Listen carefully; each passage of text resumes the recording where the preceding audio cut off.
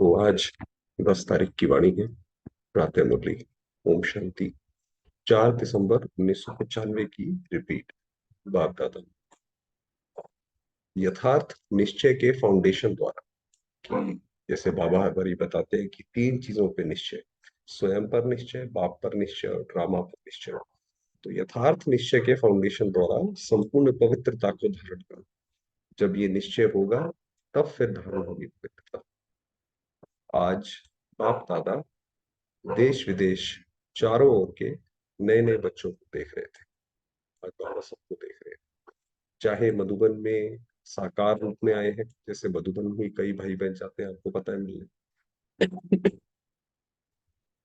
चाहे आकार रूप में अपने अपने सेवा स्थान में आए हुए हैं, चाहे लाइट की बॉडी में जो आकार रूप होता है उसके रूप से बाबा को याद कर रहे हैं, या अपने आप को भी वहां देख रहे हैं।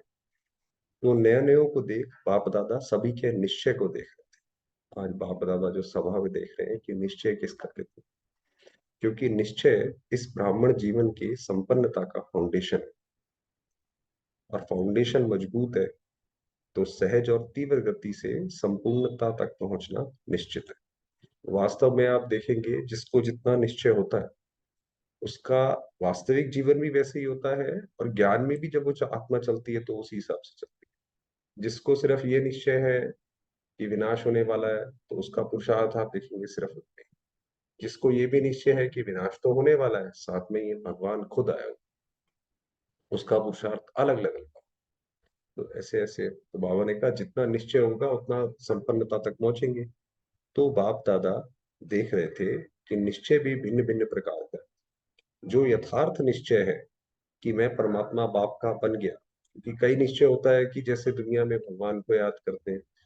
दुनिया में तो भगवान को बिल्कुल आखिरी जब सब कुछ अपना कर लेंगे, जब कुछ याद नहीं समझ आएगा तब लास्ट में भगवान के पास जाते, ये भगवान आप ही तरस में। जैसे वो मजबूरी का नाम महात्मा गांधी, वैसे उस तरीके से। तो बाबा ने कहा जो यथार्थ निश्चय है तो वो क्या है, तो वो है कि मैं परमात्मा बाप का बन गया। स्वयं को भी आत्म स्वरूप में जानना, मानना और चलना, और बाप को भी जो है वैसे जानना, ये है यथार्थ निश्चय।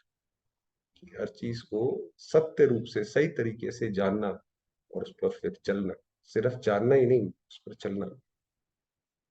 दूसरा निश्चय है योग द्वारा थोड़े समय के लिए अशांति से शांति का अनुभव करते हैं, और स्थान का शक्तिशाली शांत वायुमंडल आकर्षित करता है।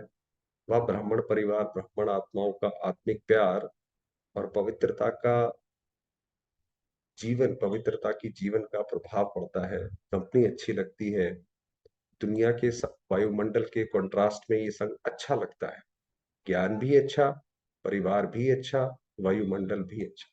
तो माना ये जो पूरे जो 2-3 लाइनें बोली कि दूसरा निश्चय की परख ये है कि सिर्फ अच्छा लगता है या ये भी लगता है कि यही है। तो ये वाली बात है कि यहाँ पे रहना, यहाँ के भाई बहनों से बात करना, कभी कभी योग में अनुभव हो जाना, तो वो अच्छा लगना, उस फाउंडेशन के आधार पर चलते रहते हैं।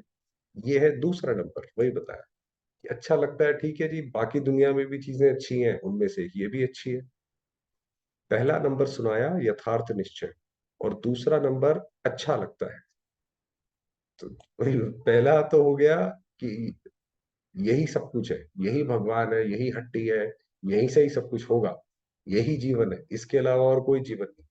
दूसरा है ये भी अच्छा है, वो भी अच्छा है। और तीसरा नंबर है दुनिया के संबंधियों के दुखमय वातावरण से बचकर जितना समय भी सेवा केंद्र पर आते हैं उतना समय दुख से किनारा होकर शांति का अनुभव करते हैं। जब दुनिया में हमें ठोकर लगती है, काफी सारे भाई बहन आते हैं यज्ञ में, सेंटर्स पर, जब उन्हें जब उन्हें दुनिया से कोई ठोकर लगती है, जब किसी से मन आहत होता है, तो उन्हें लगता है भाई सेंटर चलो, वहां पे थोड़ी देर हर चीज से किनारे होकर बैठे। तो ये तीसरे नंबर की वो है।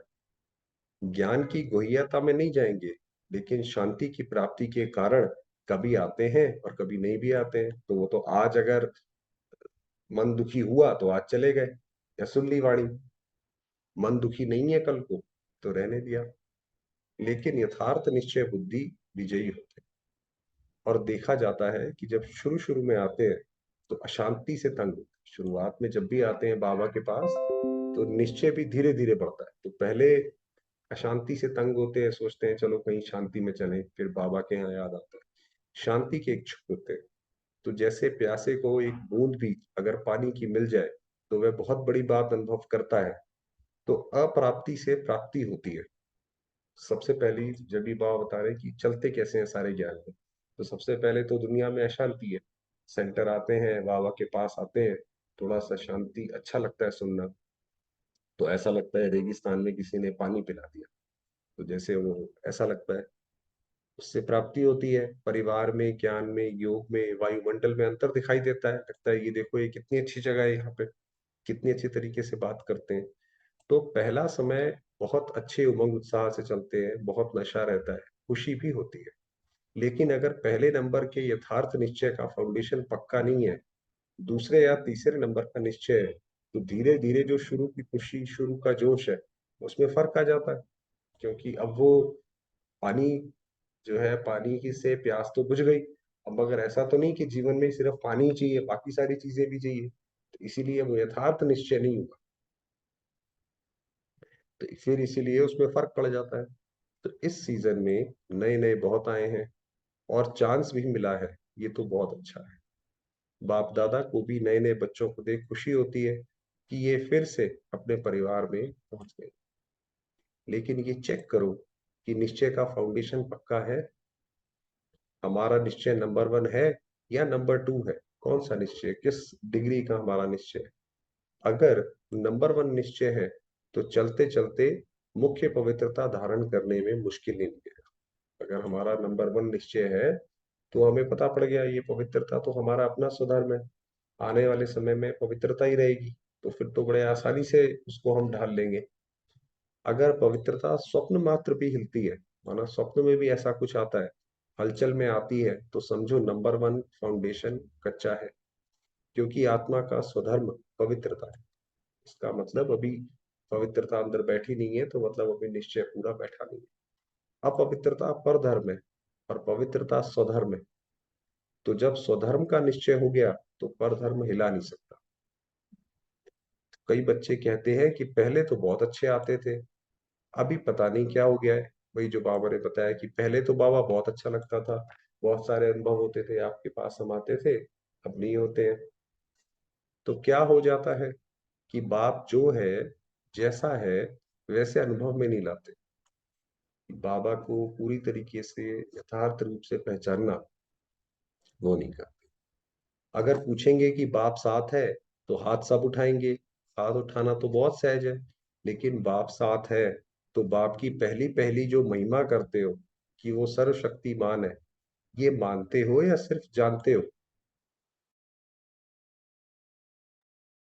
बाबा ने कहा कि बाबा साथ है, मगर साथ है तो पहली महिमा क्या है बाबा की? कि वो सर्वशक्तिमान है। हम अंदर से मानते हैं कि वो सर्वशक्तिमान है, या हमें ऐसा लगता है बाबा तो साथ है मगर साथ में कोई और भी चाहिए, कल को ये काम पड़ेगा, वो काम पड़ेगा। तो इसका मतलब है हम ये बात जानते तो हैं कि बाबा सर्वशक्तिमान है, मगर मानते नहीं है। मानने में अभी डिग्री है। मानते ये है कि मदद तो हमारी फला व्यक्ति करेगा, मगर शिव बाबा भी साथ है तो अच्छी बात है, मन को थोड़ा ढाढ़स रहता है। तो फिर मानते और जानते हो। तो जब सर्वशक्तिमान बाप साथ है तो सर्वशक्तिमान के आगे अपवित्रता आ सकती है? तो जब बाबा हमारे साथ है तो हम कोई ऐसा गलत काम सोच सकते हैं, अपवित्रता का कार्य सोच सकते हैं? कैसा लगेगा बाबा को अगर बाबा हमारे साथ है और हम ऐसे सोचे? नहीं आ सकती। लेकिन आती तो है। तो आती फिर कहाँ से है? कोई और जगह है। चोर लोग जो होते हैं वह अपना स्पेशल गेट बना देते हैं, चोर गेट होता है। तो आपके पास भी छुपा हुआ चोर गेट तो नहीं है? तो इसका मतलब अगर हमारे मन में ऐसी कोई चीज हमने छुपा रखी होगी, वहां से माया आ जाएगी चोर बन करके। चेक करो, नहीं तो माया कहाँ से आई? ऊपर से आ गई। अगर ऊपर से भी आ गई तो ऊपर ही खत्म हो जानी चाहिए। कोई छुपे हुए गेट से आती है जो आपको पता नहीं पड़ता। तो चेक करो, माया ने कोई चोर गेट तो नहीं बना कर रखा है? कोई ऐसा काम हम करते हो जो हम श्रीमत के विरुद्ध करते होंगे, तो वो माया के लिए चोर गेट है। और गेट बनाती भी कैसे है मालूम है? आपके जो विशेष स्वभाव या संस्कार कमजोर होंगे ना, तो वही माया अपना गेट बना देगी, वो उसी रास्ते से आएगी।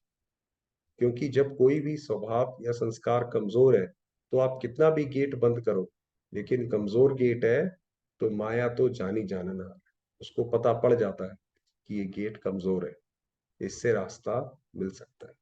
जो गेट कमजोर होगा, मान लीजिए किसी को गुस्सा बहुत जल्दी आता है, वो बार बार अपने आप को समझाएगा कि नहीं नहीं, मुझे गुस्सा नहीं करना है, गुस्सा नहीं करना। अगर हल्का सा भी कुछ होगा, तो माया उसी रास्ते से आ जाएगी।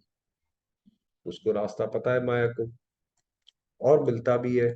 सो इससे रास्ता मिल सकता है और मिलता भी है। चलते चलते अपवित्रता के संकल्प भी आते हैं, बोल भी होता, कर्म भी हो जाता है, तो गेट खुला हुआ है। तभी तो माया आई।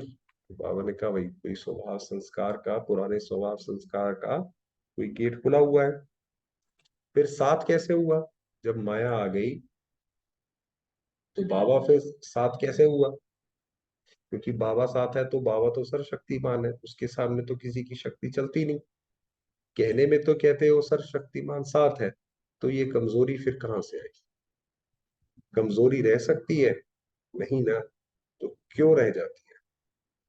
चाहे पवित्रता में कोई भी विकार हो, मानो लोभ है, लोभ सिर्फ खाने पीने का नहीं होता है।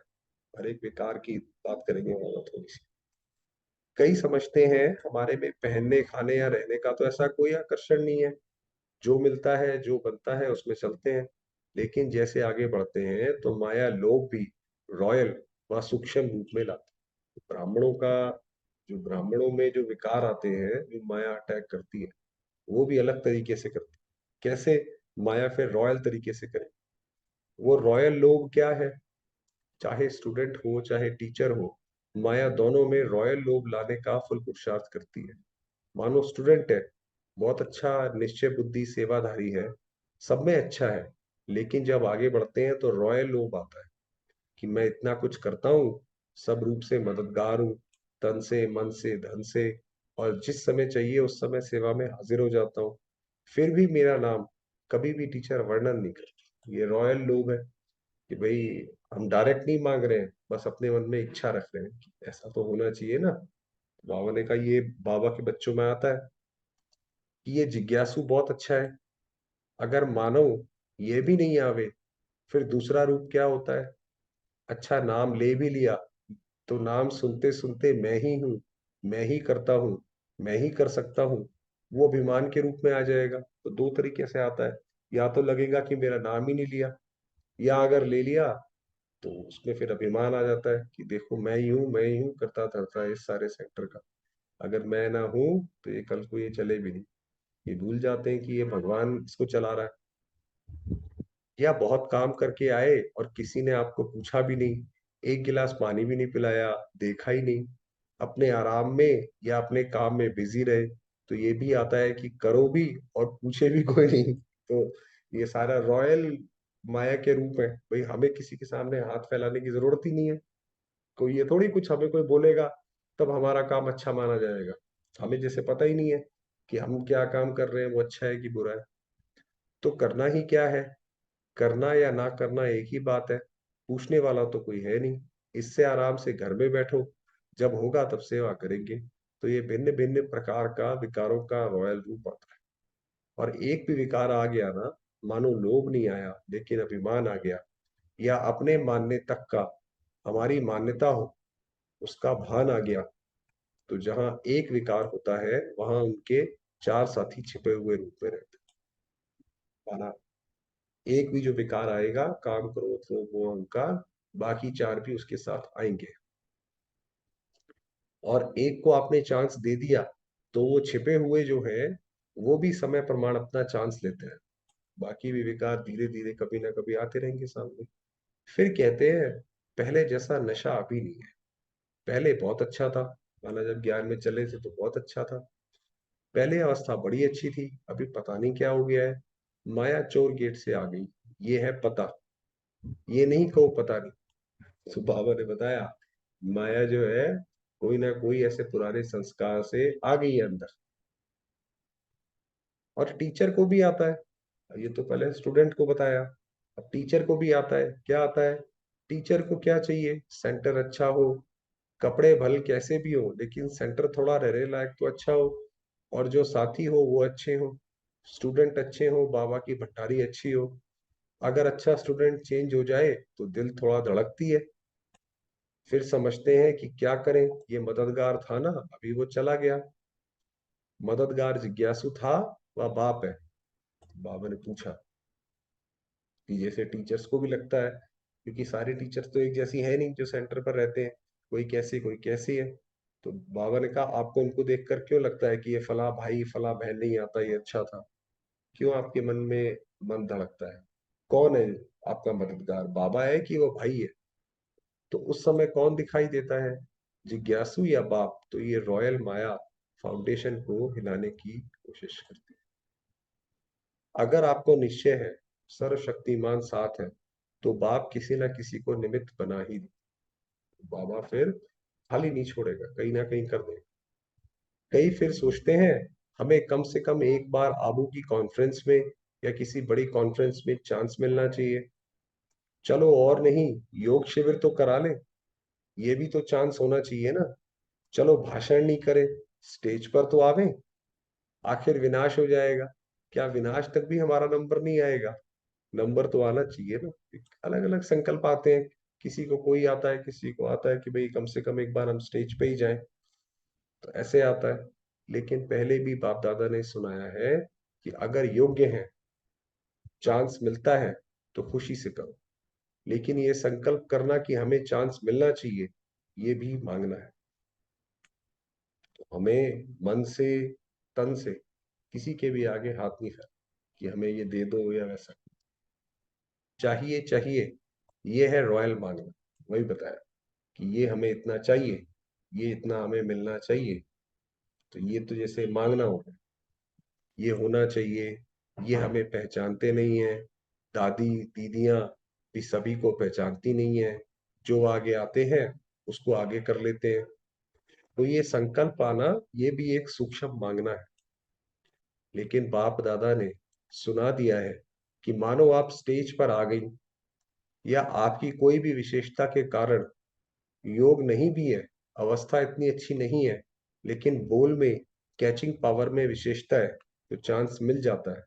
क्योंकि किसी की वाणी में मिठास होता है, स्पष्टता होती है, और कैचिंग पावर होती है, तो यहाँ के वहां के मिसाल वगैरह कैच करके सुनाते रहते हैं। इसलिए उन्हों का नाम भी हो जाता है। तो बाबा ने कहा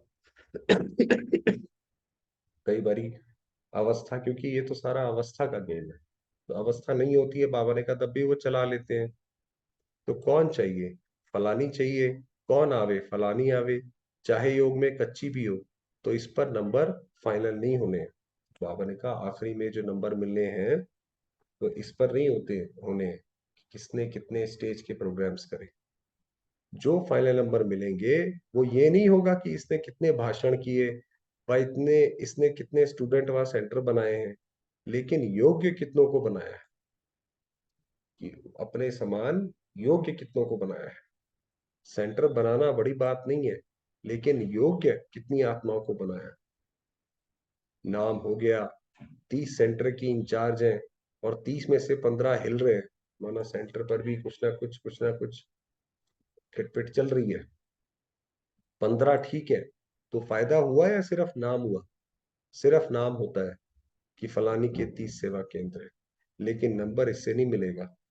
फाइनल नंबर जितनों को सुख दिया, जितना स्वयं शक्तिशाली रहे, उसी प्रमाण मिलेंगे। बावड़े का फाइनल नंबर उसी पे मिलेगा। इसलिए ये भी चाहिए चाहिए खत्म कर, नहीं तो योग नहीं है। क्योंकि मन में अगर हमारे कोई भी इच्छा होगी, ये मिल जाए या ये नहीं मिला, तो योग कैसे करेगा? मन तो बार बार उस इच्छा के पीछे जाएगा। रोज यही देखते रहेंगे कि फलानी जगह प्रोग्राम हुआ, मेरे को फिर भी नहीं बुलाया। अभी परसों यहाँ हुआ, कल वहां हुआ, आज यहाँ हुआ। तो योग लगेगा या गिनती होती रहेगी? वही बताया बाबा। तो देखिए साफ, चाहे टीचर्स हो और चाहे स्टूडेंट हो, सबके लिए शिक्षा एक ही है। तो बाबा ने कहा अगर टीचर ऐसे सोचती है तो टीचर को भी उसका उसका फल नहीं मिलेगा, स्टूडेंट है वो भी अपना निश्चिंत रहे। ये ड्रामा कल्याणकारी है। अगर आप सेवा करना चाहते हो आपका नंबर आएगा आगे। तो मुख्य बात, जो यथार्थ निश्चय है उसको पक्का करो। कहने में तो कह देते हो मैं आत्मा हूं और बाप सर्वशक्तिमान है, लेकिन प्रैक्टिकल में कर्म में आना चाहिए। बाप सर्वशक्तिमान है, लेकिन मेरे को माया हिला रही है, तो कौन मानेगा आपका बाप सर्वशक्तिमान है? अगर माया बार बार हमें हिलाती जा रही है और हम लोगों को कहते हैं कि नहीं नहीं हमारा बाबा तो स्वयं शिव बाबा है, शिव तो महाकाल है ना, सर्वशक्तिमान है, जानी जाननहार है, तो कौन मानेगा? पिता हमारा इतना ऊंचा और हम हिलते रहते हैं, हम कमजोर हैं, क्योंकि उसके ऊपर तो कोई है नहीं। तो बाप दादा आज निश्चय के फाउंडेशन को देख रहे हैं, चाहे नए हैं चाहे पुराने हैं, लेकिन इस निश्चय के फाउंडेशन को प्रैक्टिकल में लाओ। समय पर यूज करो। समय बीत जाता है, फिर बाप के आगे पश्चाताप के रूप में आते हो, क्या करें, ये समय बीत गया। तो फिर अपने आप को देखकर भी बुरा लगता है कि भाई हम क्यों हिल गए। अगर ये तो छोटी सी बात थी, ये तो बाबा ने फौरन मदद कर दी, इससे हम फौरन बाहर आ गए, और इससे हम हिल गए। तो फिर बाबा के आगे पश्चाताप करते हैं, बाबा हो गया, आप तो रहम दिलो, रहम कर दो। तो ये क्या हुआ? ये भी रॉयल पश्चाताप है। वही बताया, साथ है तो किसी की हिम्मत नहीं है। निश्चय बुद्धि का अर्थ ही है विजय। अगर कोई हिसाब किताब आता है तो मन को नहीं हिलाओ, स्थिति को नीचे ऊपर नहीं करो। भाई कोई हिसाब किताब आया, कोई आपको परेशान कर रहा है, या शरीर थोड़ा सा परेशान कर रहा है, बीमार हो गया है, परेशान नहीं हो जाओ, घबरा नहीं जाओ। अरे कोई बड़ी बीमारी तो नहीं लग गई, अरे इसने ऐसा क्यों कहा, वो ऐसा क्यों कहा, हिलाओ नहीं अपनी परिस्थिति स्थिति। चलो आया, और फट से उसको दूर से ही खत्म कर दो। भाई आपको लग रहा है कि ऐसा विचार आने वाला है, पहले ही उसको खत्म कर दो। अभी योद्धे नहीं बनो। कई अभी निरंतर योगी नहीं है, कुछ समय योगी हैं और कुछ समय युद्ध करने वाले योद्धे।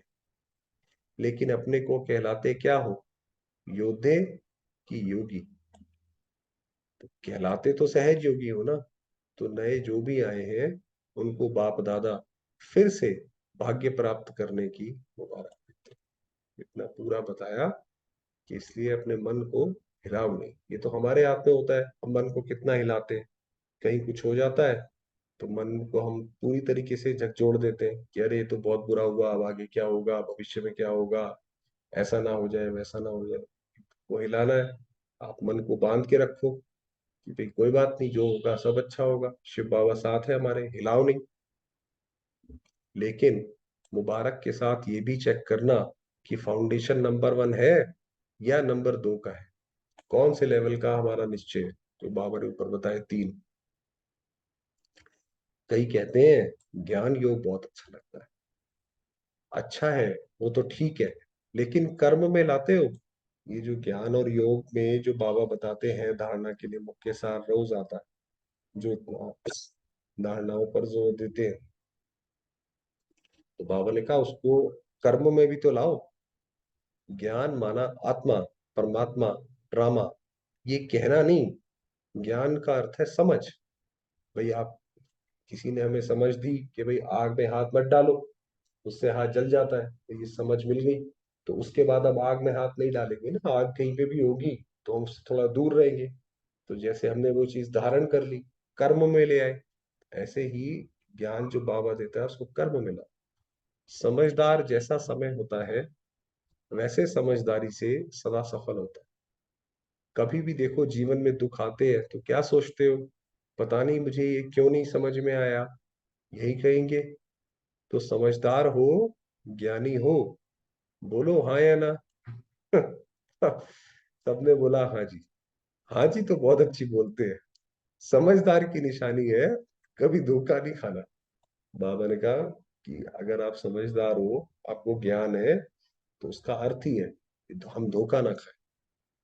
ये है ज्ञानी की निशानी और योगी की निशानी, सदा क्लीन और क्लियर बुद्धि, बुद्धि स्वच्छ भी हो और साफ भी सोचे।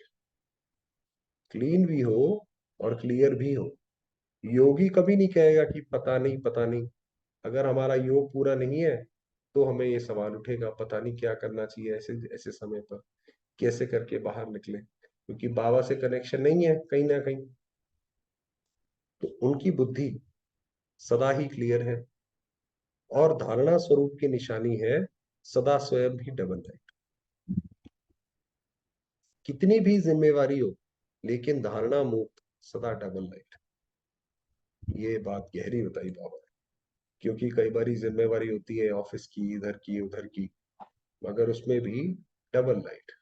कोई बात नहीं, ये हो रहा है, करेंगे इसको सॉल्व, परेशान होकर नहीं। चाहे मेला हो चाहे झमेला हो, दोनों में डबल। और सेवाधारी की निशानी है सदा निमित्त और निर्वाण। तो ये सभी अपने में चेक करो। कहने में तो सभी कहते हो ना कि चारों ही सब्जेक्ट के गॉडली स्टूडेंट हैं। हमारे 4 सब्जेक्ट हैं, आपको पता है, ज्ञान, योग, धारणा, सेवा। तो चारों में ही है, तो निशानी दिखाई देनी चाहिए। तो नए नए क्या करेंगे, अपने निश्चय को और पक्का करना। नहीं तो फिर क्या होता है, 2 साल चलेंगे, 3 साल चलेंगे, फिर वापस पुरानी दुनिया में चलेंगे। अगर ठीक से नहीं चल पाएंगे फिर पुरानी दुनिया में वापस चले जाएंगे। और फिर जो वापस जाते हैं उसको उस दुनिया में भी सेट नहीं हो सकता। बाबा को छोड़ के अगर पुरानी दुनिया में जाते हैं तो वहां उनको सेट होने में दिक्कत आती है। क्योंकि अब क्या है कि एक बार टेस्ट तो लग गया ना यहाँ का, आत्मा को, कि अतीन्द्रिय सुख का, बाबा के सुख का, आराम का। तो वो फिर दुनिया में उस तरीके से नहीं कर पाते हैं। तो ना इस दुनिया के रहते ना उस दुनिया के।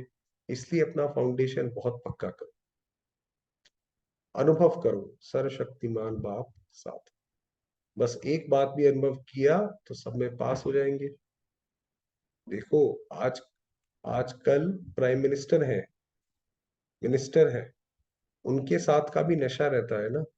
भी किसी, कोई मिनिस्टर किसी के साथ हो, आप देखिए उस व्यक्ति को कितना नशा रहेगा। अरे भाई मैं उस मिनिस्टर को जानता हूँ, कोई काम हो तो बताना, मैं उनसे करवा दूंगा। कितना नशा रहता है। ये तो सर्वशक्तिमान है, ये तो स्वयं बाबा ही हमारे साथ है। इसीलिए बाबा ने कहा उसके नशे में। पूरी मुरली इसी में रही कि बाबा सर्वशक्तिमान साथ है।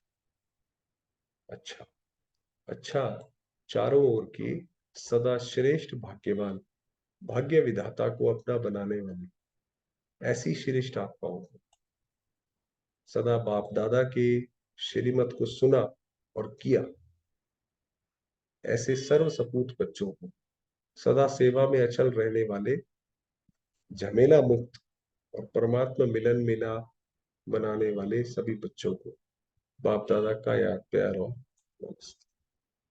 हम रूहानी बच्चों की, रूहानी बाप दादा को याद प्यार और नमस्ते। अच्छा, डबल विदेशियों को डबल नशा है ना। डबल विदेशी जो फॉरेनर्स, अर्थात डबल लाइट, डबल नशा, और डबल बाप दादा और परिवार के प्यारे। समझा, वरदान दिया, अपनेपन के अधिकार की अनुभूति द्वारा अधीनता को समाप्त करने वाले सर्वाधिकारी बन। क्या इसका एक्सप्लेनेशन है, बाप को अपना बनाना अर्थात अपना अधिकार अनुभव होना। बाबा के ऊपर हमें अपना अधिकार अनुभव होना चाहिए कि ये हमारा पिता है। जैसे छोटे बच्चों को होता है ना कि ये माँ मेरी है, किसी और से बात भी ना करे, पिताजी मेरे हैं। माँ बाप के साथ उसका बहुत स्नेह होता है और दोनों के ऊपर अधिकार रखता है।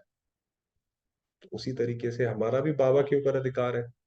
जहां अधिकार है वहां ना तो स्व के प्रति अधीनता है, ना संबंध संपर्क में आने की अधीनता है, ना प्रकृति और परिस्थितियों में आने की। जब इन सब प्रकारों की अधीनता समाप्त हो जाती है तब सर्वाधिकारी बन जाते। कोई भी अधीनता ना हो, ना प्रकृति हमसे कुछ करा सके जो सही नहीं है, या हमारे स्वभाव संस्कार, कुछ नहीं। जिन्होंने भी बाप को जाना और जानकर अपना बनाया वही महान है और अधिकारी। स्लोगन दिया, अपने संस्कार व गुणों को सर्व के साथ मिलाकर चल, यही विशेष आत्माओं की विशेषता। तो जो विशेष आत्मा है, किसी के भी साथ रहेगा तो उसके साथ भी घुल मिल के रह सकता, उस अपनी उसमें वो रिजिड नहीं रहेगा। ये बताया। चलिए अब थोड़ी देर बाबा को